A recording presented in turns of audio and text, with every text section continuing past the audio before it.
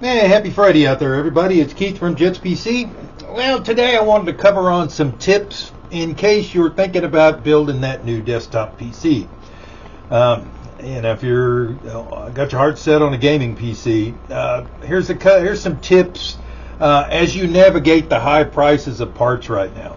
Other than, there's a few nice spots. The motherboards are fairly inexpensive right now, or there's some good value for your money, and power supplies seem to be, in PC cases, of course, but graphics cards and storage and memory are all elevated in price, so you got to kind of pick through and consider refurbished maybe. But here's some of the tips I came up with here not too long ago. Best thing, get as good a power supply as you can. In fact, the virtual reality build I did for the customer last week and did a video about, that power supply, that MSI power supply, had a 10-year hardware or 10-year manufacturer's warranty. So, that's standing behind your power supplies when they'll offer a 10-year warranty on them. When you're thinking about coolers, if you're going to do water cooling, go big or, have a stock cooler. At least a 240 millimeter AIO or a 360. The 120s just don't do a whole lot for what the money you're paying for. You could do the same thing with a stock cooler.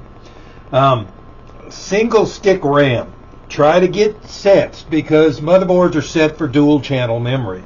So that means 2 sticks at least, if not 4 sticks. So look, instead of 132, look at 2 16s. It'll give you better performance since it'll trigger by having two RAM slots on the board. You'll trigger dual channel performance. Motherboards. Again, don't look at just the cheapest thing. Look at the next step up. Avoid entry-level motherboards because that mid-grade board will offer you some features, especially like troubleshooting LEDs or even a display with codes and things like that in case there is a problem booting. You get a little more for your money if you spend just a little bit more and stay away from the budget boards. And, of course, low RAM GPUs, and some of the older outdated GPUs. Try to get the best GPU for the money you're going to spend. I got lucky again on that virtual reality box I built for the customer and found an RX 9070 XT for $599.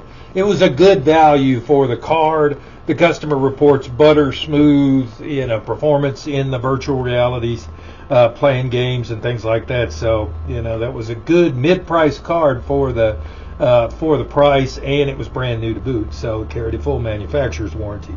Hope these tips help. Come on by and see us. If you're not ready to build, we do have some pre-built desktops here at the shop.